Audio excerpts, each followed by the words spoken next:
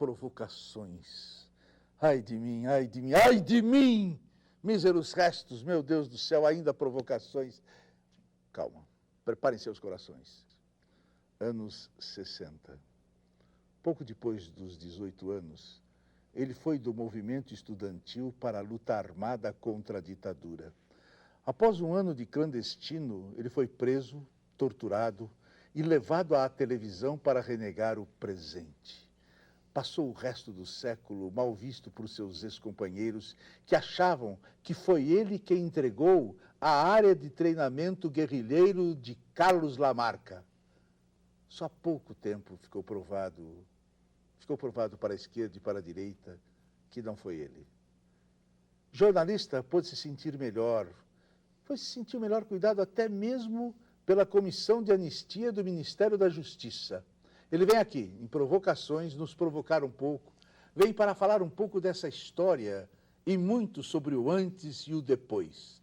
Ele é Celso Lungaretti. Celso Lungaretti. Luta armada aos 18 anos. O que você pensava que você era? Trotsky? É que a minha geração veio assim, depois do populismo, depois do golpe de 64.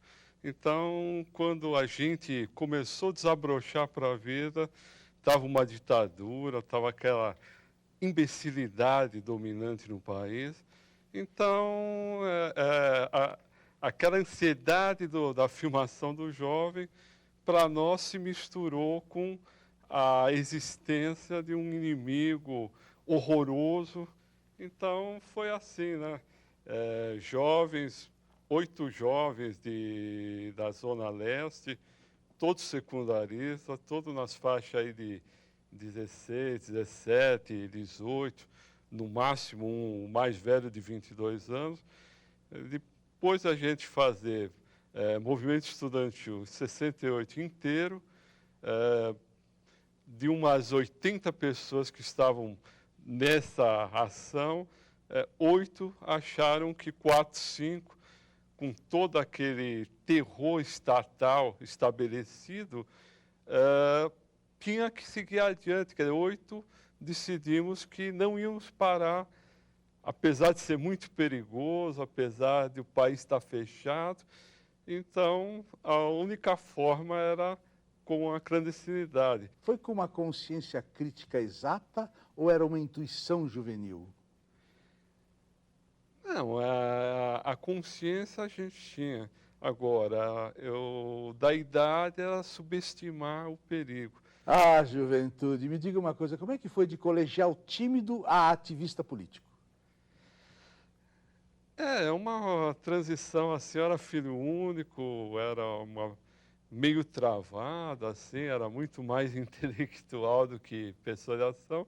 Aí, em 68, eram desafios assim tão imediatos. Chegou um dia, tinha uma passeata de 2.000 pessoas e a companheira que falava estava com hepatite e não estava lá para conduzir. Então, de repente, os colegas, quem fala? Alguém tem que conduzir, está todo mundo esperando, quem vai?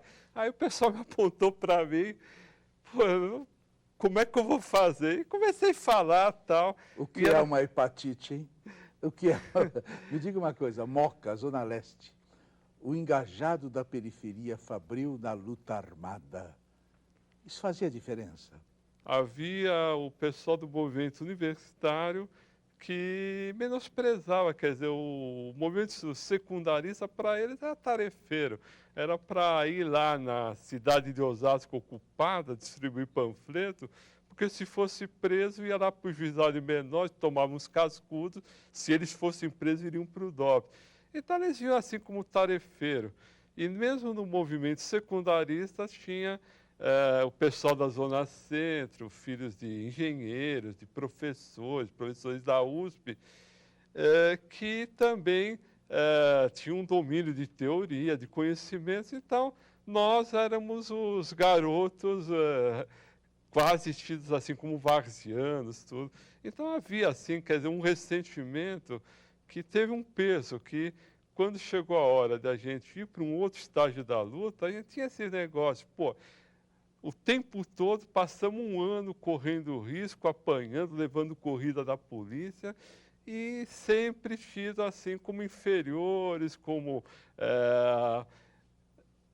pouco cultos, pouco politizados. Então, para nós, a gente, de repente, a VPR, uma das duas principais organizações da luta armada, está disposta a nos receber, poxa vida, quer dizer, o Madureira chamado a disputar a final do campeonato nacional. Era como a gente sentia, né, pô, desta vez não somos mais coadjuvantes, agora vamos ser os protagonistas. A repressão tinha informantes infiltrados entre vocês? A VPR tem o caso célebre do Cabo Anselmo, uma figura muito saliente dos movimentos de Complicada a situação dele. cabos e sargentos da Marinha, no golpe de 64, e que depois ele virou traidor, entregou várias pessoas, armou armadilhas, ele é uma figura tão vil que ele armou uma arapuca que uma moça que estava carregando um filho dele, grávida dele e tal, acabou morrendo. Então, aí E ele não se considerava um traidor? a VPR não sabia que ele era um traidor, embora outras organizações até denunciassem e a VPR não acreditou. Lamarca tinha informantes infiltrados na repressão? Sim, ele tinha, como militar, ele tinha algum contato, pelo menos um, com certeza, que passava informações sobre o que acontecia no DOI-CODE, das prisões, assim, de militantes e tal. Ele tinha informações muito quentes que eu era chefe de inteligência, mas eu só tinha o acesso à informação.